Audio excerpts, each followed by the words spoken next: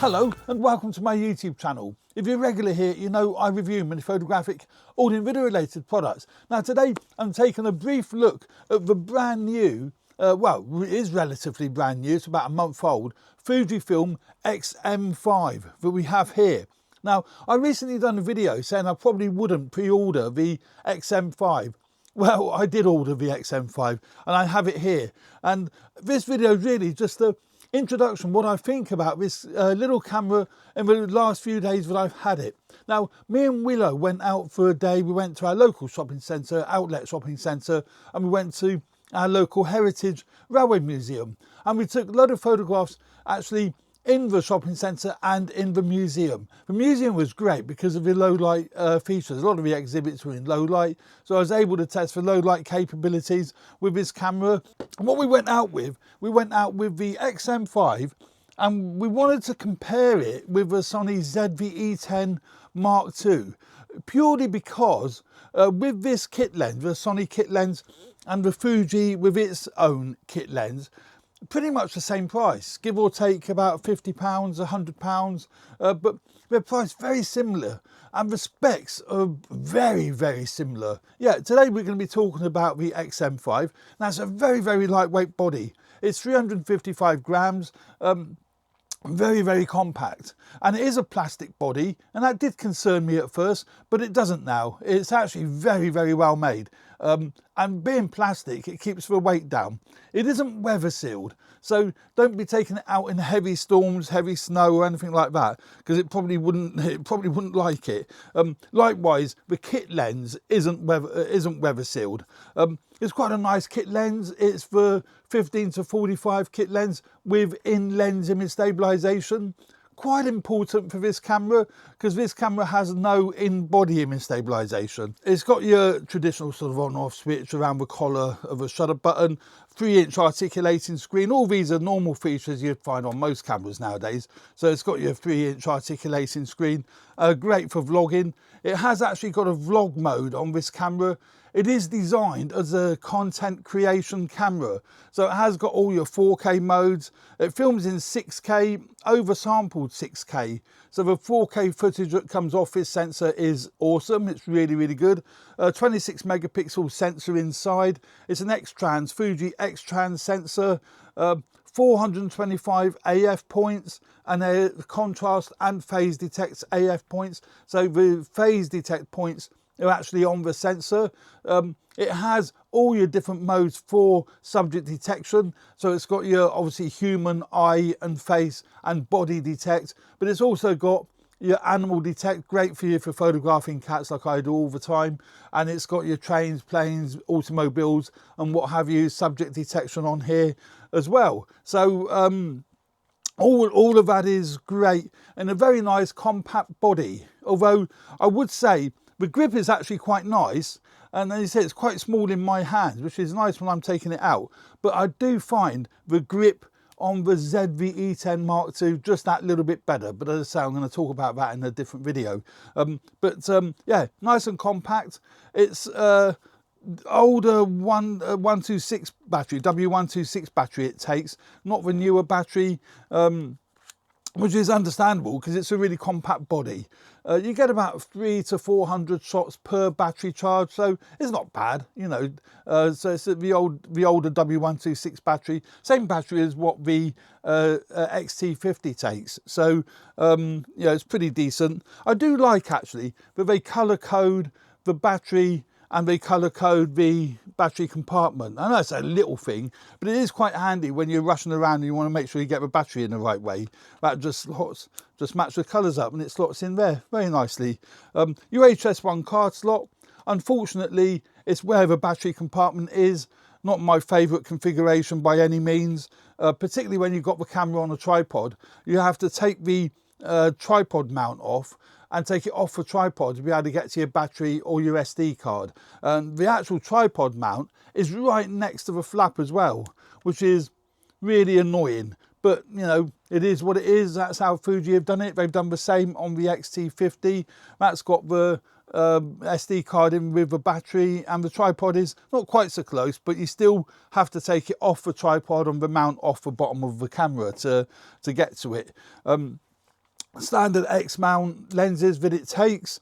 It has got the film simulation dial on the top here, the same again as on the XT50. I don't use it, to be honest. I find that completely redundant. Likewise, I don't use it on the XT50. I shoot RAW because I like to post edit my images in Lightroom or Photomator or any of the other photo editing software. So I like to be able to take RAW images, but I can see the benefit of this if you are a JPEG shooter, because the JPEGs that come straight out of this camera, as with all the Fuji cameras, is absolutely fantastic. It's really, really good. So I can see why some people do like the film simulation dial on the top here. It's got up to 20 film simulations. The dial doesn't have 20. You can program them in there if you want any more. But it's got all your classics, your Provia, and all the other classics, your Acros for black and white. It actually comes up on the back of the screen what it is that you're setting as you turn the dial. So great for JPEGs. Also, it's quite handy if you are shooting RAW and JPEG. You can have the benefit of shooting in, say, Acros black and white for your JPEGs and full colour for your RAWs. So I can see the benefits of that, but it doesn't really benefit me. I just tend to shoot in RAW all the time. It has got your traditional PASM dial there, so you've got aperture priority, shutter priority, manual, so on and so forth on the top dial there. It's nice and firm. You're not going to knock it or slip it out of a different setting. Really, really firm, really, really nice. Video record button on the top, and command dial on the back here, and the command dial on the front. The command dial on the back I've got pre-assigned for exposure compensation, which makes a lot of sense for the way I use this camera, and that's how I've got my other cameras set up for adjusting the exposure compensation. And the front dial I've set up for adjusting the shutter if it's in shutter priority, the aperture if it's in aperture priority, manual it would be the aperture and that would be the shutter speed. So yeah, very configurable. The only thing I would say that I think everyone has said, the quick function button or the quick menu button is recessed, a tiny little button on the top here, and that is, well, really annoying. It's so annoying. I've remapped the AEL button to be my quick menu. So when I push that, that brings up the quick menu, because this button is a right pain to get to. You have to, I don't know, it's really annoying. You have to get your finger, and if you haven't got nails, it makes it even more difficult because it's so recessed. Bad design. But I've got that setting up the animal or subject detection. So whatever subject detection mode it's in, whether it be planes, trains, automobiles, or whatever, push that button and that's what it will come up to. I've got it preset for animal detection. So if I want to quickly take some photographs of my cats, I can push that button in and then I can take me photographs of my cats. So that's really handy. But as I say, I've remapped it so the quick menu is this button on the back, the AEL button. That's easy to get to, and it's also handy where your thumb is, so you can get to it nice and quickly. Because of a lack of function buttons on this camera, I do rely on that quick menu a lot. I can get to silent shutter mode on here. I can set me focus mode, whether it be autofocus, continuous, single shot, whatever, and all the other modes I can get to easier by pushing that button in on the back here, rather than this fiddly button on the top. It is touchscreen, so you can touch to focus, which is great. I've got it on focus tracking, which is great. So you pick your subject, and then if you half press on the shutter release, it will track it. And it works beautiful, works really, really well, works great on the XT50. And that's what I've got the autofocus set up for. Got a mic jack on the back of the camera. At first, I thought that was a bit bizarre. And I think most people thought that was a bit bizarre at first, but I've got used to it. And it's handy because it's out the way of the actual monitor. So when you flip out the monitor, there is no cables in the way of a monitor. And I think that is really, really handy. So yeah, the mic jack is actually on the back, and it's got a tethered plug cover, so you don't lose the cover. So that's really, really handy. That I like that idea. All these little covers you always lose. It's like the hot shoe covers. You always end up losing them because you put them down, put them in your pocket, and then it disappears. It has got on the back here 2 screws actually in the back here to support the fan. So that's handy as well if you're doing prolonged video recording, and it is a really compact body. Heat may well build up, and then you can put the Fuji fan in on the back, or you can buy a third-party fan. I've got the Ulanzi fan. That was only 20, 30 pounds, something like that, because the Fuji fan's really quite expensive. It's 170 quid. I do have one. I usually use it with my Fuji X-H2. But here in the UK, we don't need to really use these fans. I've never had any of my cameras overheat, not even my Sonys, any of them overheat. So I don't tend to find that, you know, a need. But it has got the screws on the back there if you want to attach a fan for your 4K recording, particularly if you're doing prolonged recording.